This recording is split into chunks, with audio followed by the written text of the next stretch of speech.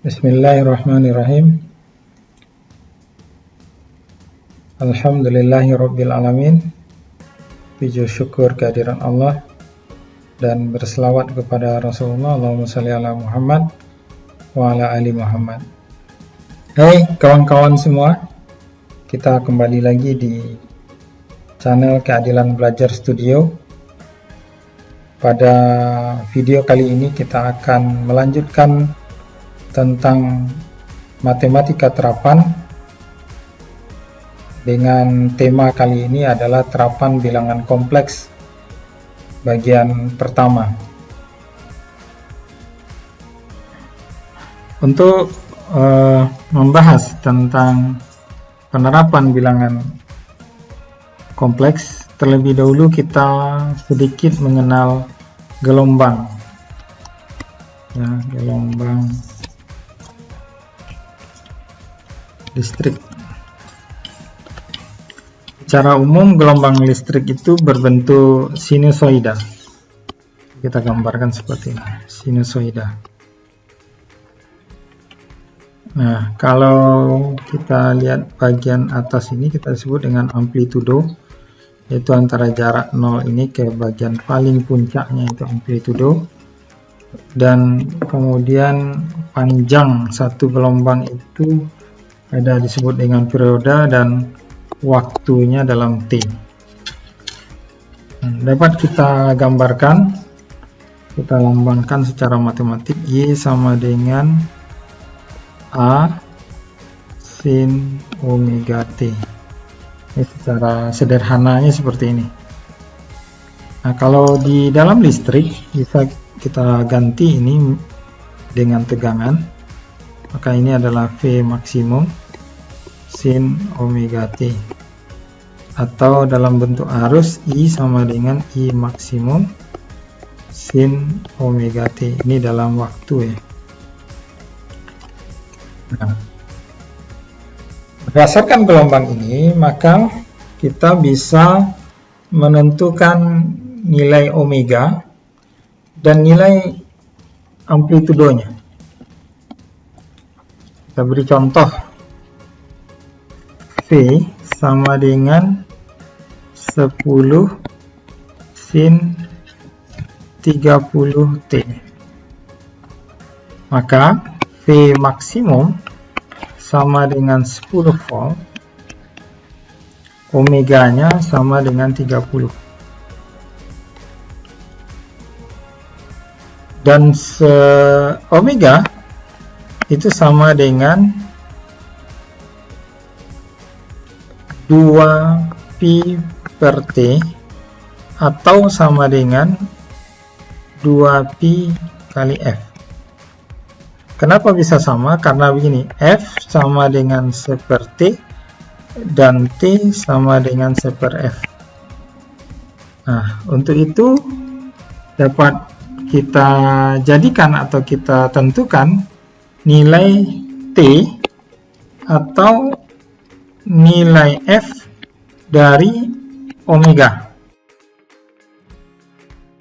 Jadi kita dapat menentukan nilai T itu dari persamaan ini, sehingga T sama dengan 2 pi per omega, sehingga dapat kita tentukan nilai F juga demikian, sama dengan omega per 2 pi.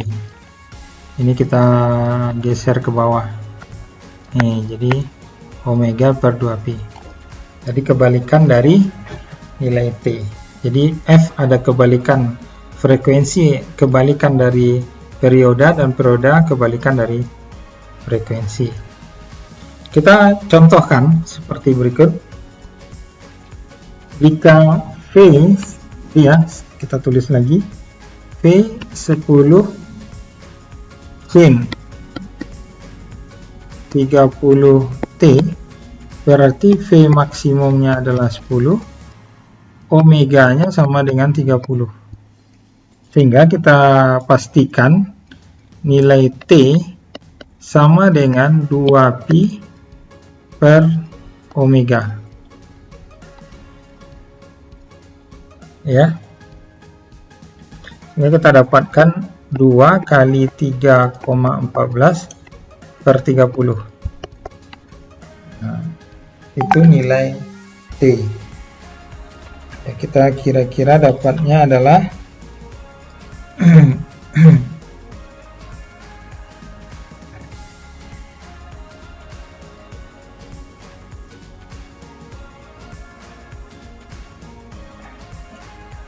sekitar 0,0209.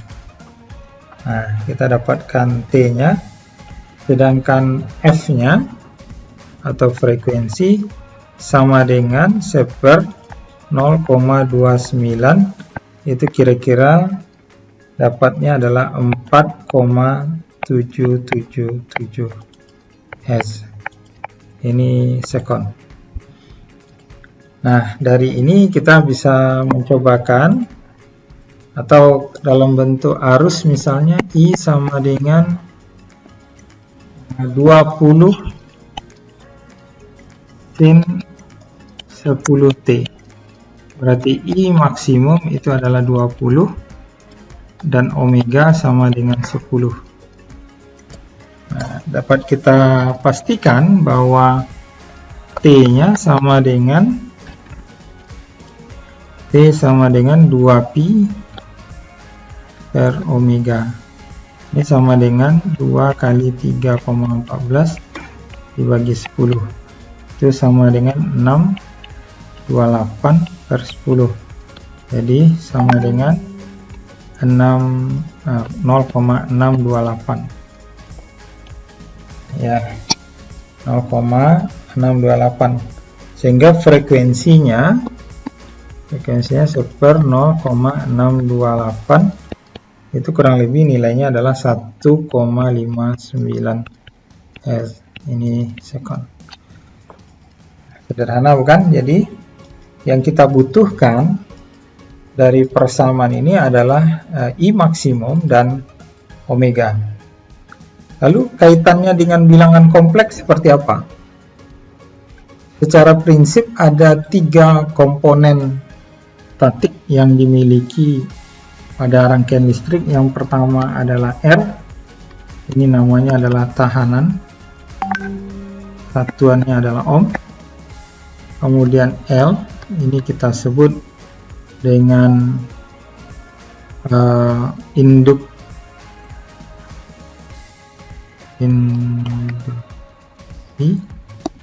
atau satuannya adalah Henry. C, ini adalah kapasitor,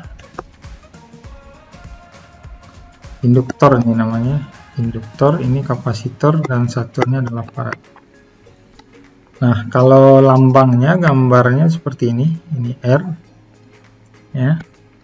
Kemudian L itu ada lilitan, ini L, dan ini adalah kapasitor, nilainya C, ya, atau kita lambangkan dengan C dengan satuan farad.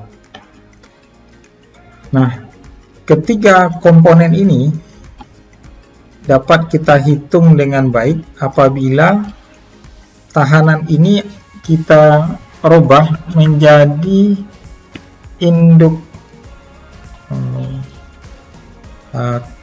kapasitas, impedansi.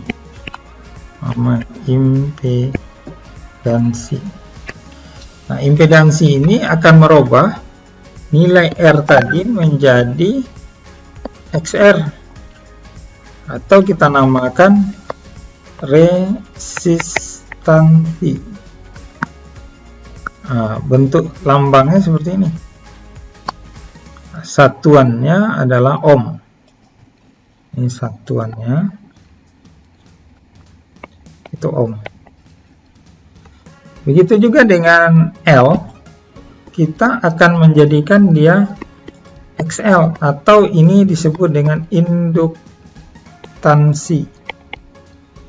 Lambangnya sama seperti ini, satuannya tetap ohm. Jadi ini XR, ini XL, dan ini C itu kita tulis dengan XC, dan ini namanya adalah kapasitansi, dan lambangnya sama, cuma kodenya beda, yaitu XC, satuannya tetap ohm. Selanjutnya kita menentukan berapakah XL dan berapakah XC. Tadi XL kita buat sama dengan omega L. Nah, ini dia. XC itu adalah nilainya sama dengan 1 omega C. Dengan demikian kita dapat turunkan lagi omega tadi nilainya adalah sama dengan 2 pi T kali L atau 2 pi FL. Bisa juga kita turunkan 1/2 pi C atau sama dengan per T atau sama dengan 1/2 pi FC. Ini boleh. Tapi paling tidak kita sudah tahu bahwa yang kita butuhkan itu adalah omega. Nah, bagaimana hubungannya dengan dua buah komponen atau nilainya apabila kita katakan I sama dengan I maksimum sin omega T. Kita beri contoh misalnya 30 sin 30 T, maka udah kita pastikan bahwa omega sama dengan 30 radian per sekon. Nah, berapa nilai XL apabila L-nya sama dengan 10 Henry? Maka kita pastikan XL nilainya sama dengan omega L, berarti 10, omega tadi 30 kali 10, berarti dapatnya adalah 300 ohm. Nah, bagaimana kalau seandainya C sama dengan 10 mikrofarad? Nah, berapa nilai XC-nya? XC akan bernilai omega-nya tadi 30, dia omega C, berarti 1/30 kali 10